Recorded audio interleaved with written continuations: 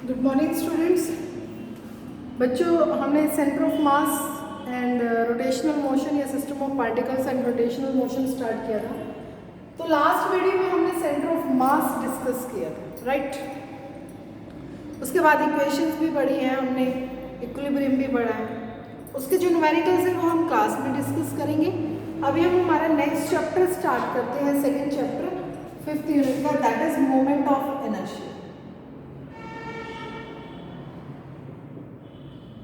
Moment of inertia करने से पहले कुछ पिछला याद करते हैं। इनर्शिया हमने क्या पढ़ा था कि inertia is a tendency of a body to oppose any change in its state of rest and motion. कोई भी बॉडी रेस्ट में है, मोशन में है, उसकी अगर आप स्टेट चेंज करते हो तो उसको अपोज करने की जो टेंडेंसी है उसको हम क्या कहते हैं, इनर्शिया। दैट मीन्स हमें कोई ना कोई एक्सटर्नल फोर्स चाहिए किसी भी बॉडी को की स्टेट चेंज करने के लिए, है ना। और वो इनर्शिया किसके ऊपर डिपेंड करता था, मास के ऊपर। यानी जितना आप मास बढ़ा रहे हो इनर्शिया क्या हो रहा है, इंक्रीज हो रहा है, राइट। ऐसे ही कोई भी बॉडी अपने आप किसी फिक्स्ड एक्सिस के अराउंड रोटेट नहीं करेगी, अपने आप रोटेट करती करती नहीं रुकेगी जब तक उस पर कोई एक्सटर्नल फोर्स न लगाए। दैट मीन्स उसका भी अपना एक इनर्शिया है ना। तो इसको हम कह सकते हैं रोटेशनल इनर्शिया। यानी हम किसकी बात कर रहे हैं, हम एक ऐसी क्वांटिटी की बात कर रहे हैं which measure the inertia of rotational motion, जो क्या कर रही है, इनर्शिया मेजर कर रही है रोटेशनल मोशन के, और उसी को हम क्या कहते हैं, मोमेंट ऑफ इनर्शिया। तो मोमेंट ऑफ इनर्शिया क्या है, moment of inertia it is a quantity that measures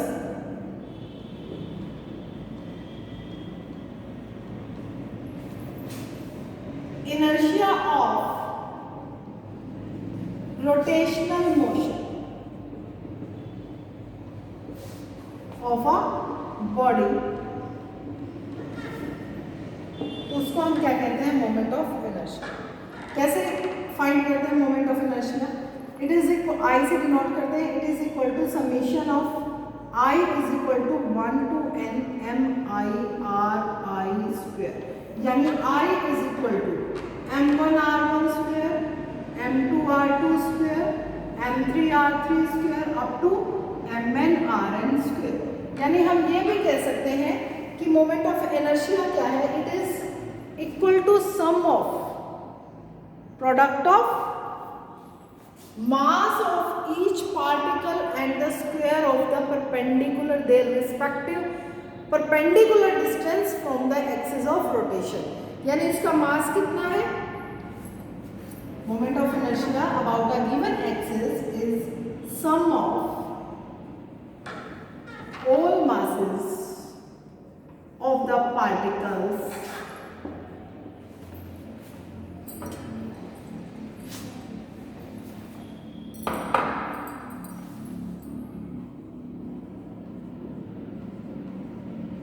of the body and square of their respective, जो भी उसकी डिस्टेंस होगी, respective perpendicular distance from the axis of rotation। तो उसको हम क्या कहते हैं, मोमेंट ऑफ इनर्शिया। क्लियर है। तो ये हमारे पास क्या है, मोमेंट ऑफ इनर्शिया। अच्छा, काइनेटिक एनर्जी के साथ अगर रिलेशन की बात करें, हमें पता है काइनेटिक एनर्जी ऑफ रोटेशन क्या होता है। ये एक्सप्रेशन हम सिलेबस में नहीं रहा, आप डायरेक्ट रिजल्ट याद करना, हाफ आई ओमेगा स्क्वायर। ठीक है, क्या है, हाफ आई ओमेगा स्क्वायर। अगर हम ओमेगा कहते हैं 1 है तो हमारे पास काइनेटिक एनर्जी क्या आएगी, I/2। दैट मीन्स I क्या आएगा, 2 kinetic energy.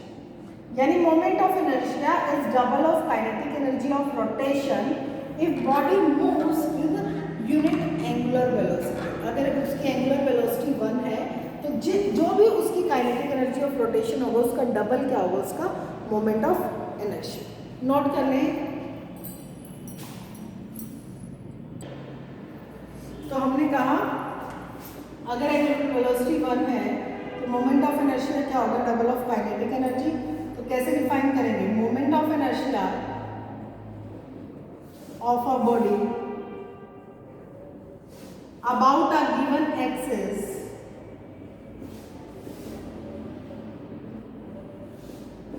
is equal to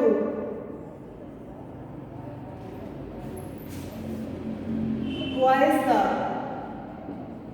kinetic energy of rotation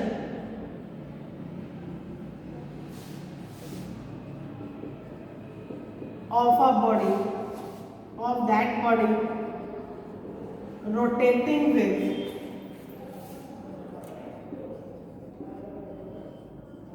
unit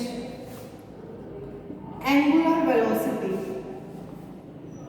about that given axis, about that axis, right?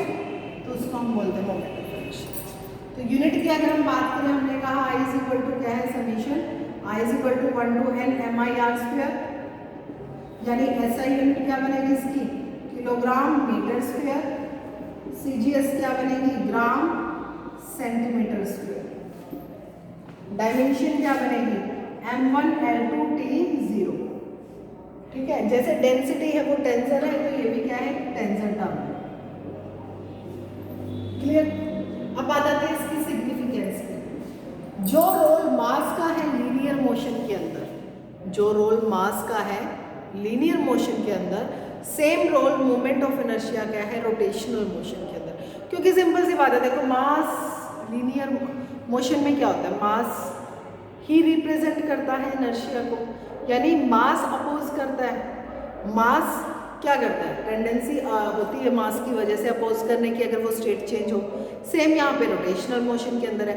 तो आप ये कह सकते हो mass in moment of inertia has the same role in rotational motion as mass in linear motion, यानी moment of inertia का rotational motion में वही रोल है जो मास का लीनियर मोशन के अंदर। क्लियर है।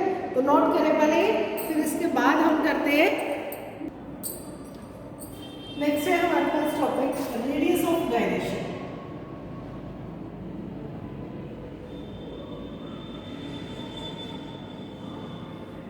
रेडियस ऑफ गायरेशन क्या है, it is a point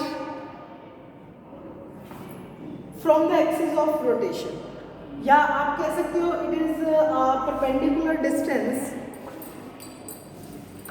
it is a perpendicular distance of a point where whole mass is supposed to be concentrated. यानी अगर आपको फाइंड करना है radius of gyration of a body about a given axis,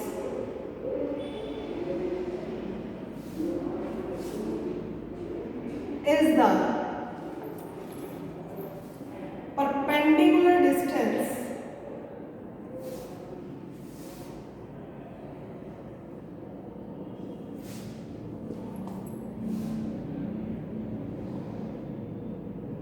from point P where whole mass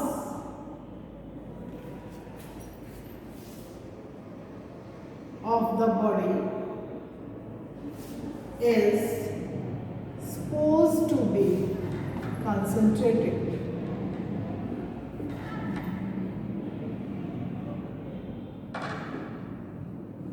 लेकिन condition क्या है, condition ये है कि the body shall have, the body must have equal distribution, या the body must have the same moment of inertia as the distribution of the particle, यानी जितना distribute हुआ है, एक्चुअल डिस्ट्रीब्यूट हुआ है मास का, उसी के इक्वल क्या होना चाहिए, मोमेंट ऑफ इनर्शिया। तो लिखो to be concentrated the body have same moment of inertia as it has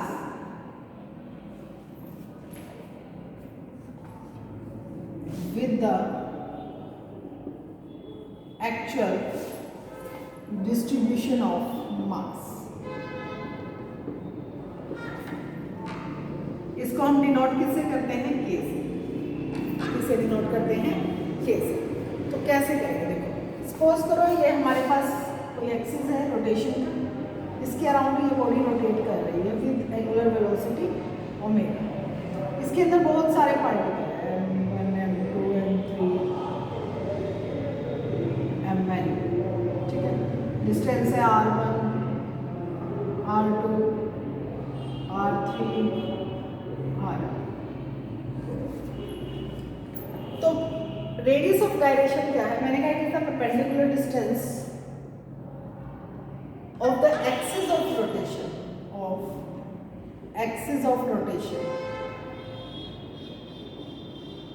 ये एक्सिस ऑफ रोटेशन की परपेंडिकुलर डिस्टेंस है P पॉइंट से, जहां पर सारा मास कंसंट्रेट कर रहा है।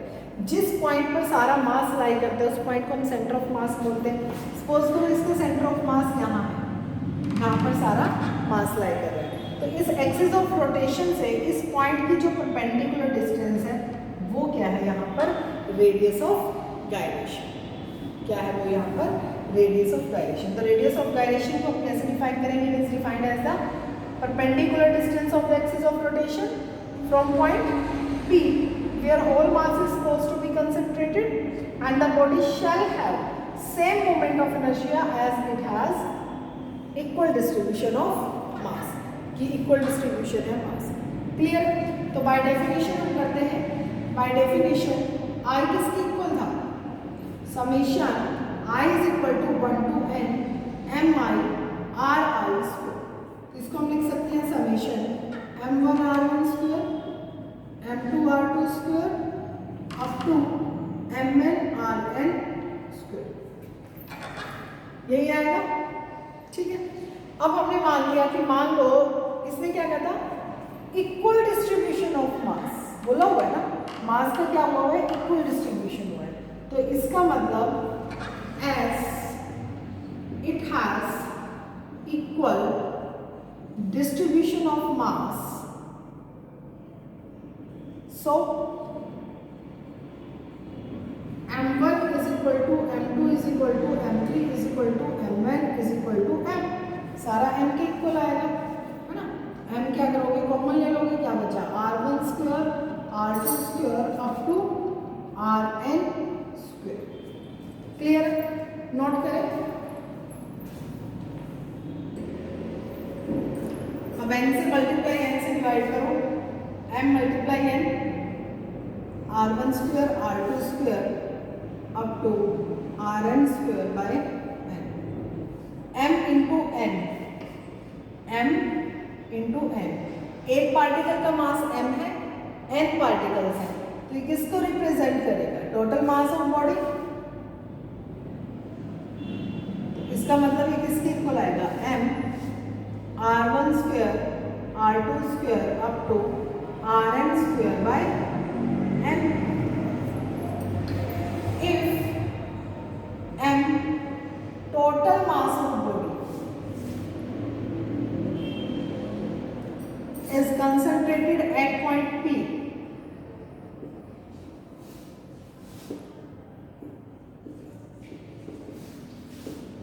at a perpendicular distance K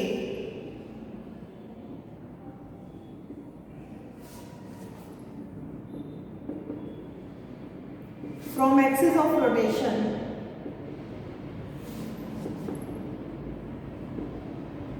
then क्या होगा? I is equal to कितना बनेगा? m k square, where k is radius of gyration। यही होगा, हाँ जी, इसी के इक्वल आएगा। तो कर लो कंपेयर उनका, क्योंकि है तो moment of inertia equal, same रहेगा मोमेंट ऑफ इनर्शिया। तो here I is equal to I dash। अरे भाई, पूरे पार्टिकल्स का ऐड करके फिर फाइंड कर लो, या direct perpendicular distance radius of gyration जहाँ पे सारा मास लाई करता है वहाँ से कैलकुलेट कर लो। तो क्या बनेगा? m k square is equal to m r1 square plus r2 square up to rn square by m। m से m कैंसिल, तो k स्क्वायर ये आया, r1 square, r2 square up to rn square by n। हमारे पास k कितना है, square root of r1 square, r2 square up to rn square by. यानी आप ये भी कह सकते हो कि रेडियस ऑफ गायरेशन क्या है, radius of gyration of a body about a given axis is equal to root mean square. ये किसकी वैल्यू फाइंड कर रहा है, root mean square. Root mean square distance of constituent particles of body from the axis of rotation. ठीक है, पहले note करो, वो भी लिखवाती हूँ। तो क्या है, radius of gyration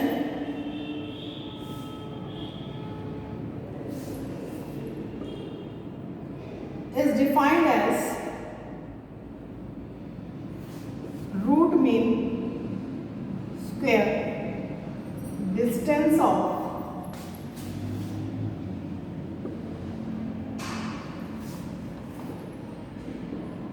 constituent particles of body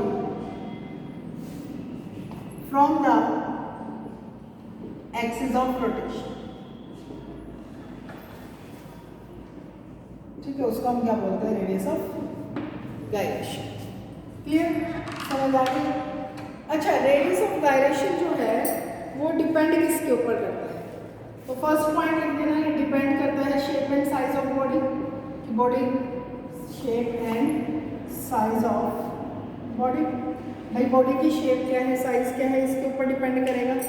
second, configuration क्या है बॉडी की, और पोजीशन क्या है पार्टिकल्स की from the axis of rotation. Position and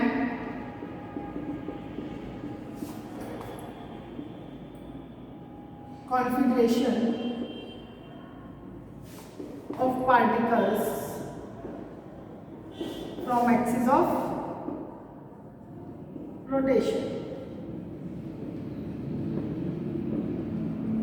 ठीक है, इसके ऊपर भी डिपेंड करता है। और लास्ट हो गया डिस्ट्रीब्यूशन ऑफ मास। लास्ट किसके ऊपर डिपेंड करता है, डिस्ट्रीब्यूशन ऑफ मास। ठीक है, तो ये तीन फैक्टर्स हैं जिनके ऊपर क्या करेगा, रेडियस ऑफ गायरेशन डिपेंड करेगा। अगर मोमेंट ऑफ इनर्शिया की बात पूछे, मोमेंट ऑफ इनर्शिया किसके ऊपर डिपेंड करेगा, फर्स्ट डिपेंड करेगा position of axis of rotation, second depend करेगा orientation of axis of rotation, third depend करेगा shape of body, fourth depend करेगा size of body, fifth depend करेगा डिस्ट्रीब्यूशन ऑफ बॉडी। क्लियर है, वो moment of inertia उसके ऊपर depend करेगा। यहाँ तक क्लियर हुआ। इसके बाद नेक्स्ट जो टॉपिक हम करेंगे वो बहुत ही इंपॉर्टेंट है, उसमें से क्वेश्चन आता ही आता है, वो इवन कॉम्पिटिटिव एग्जाम में भी आता है, law of conservation of angular momentum and its application. वो हम नेक्स्ट वीडियो में करेंगे। ओके, थैंक यू बेटा।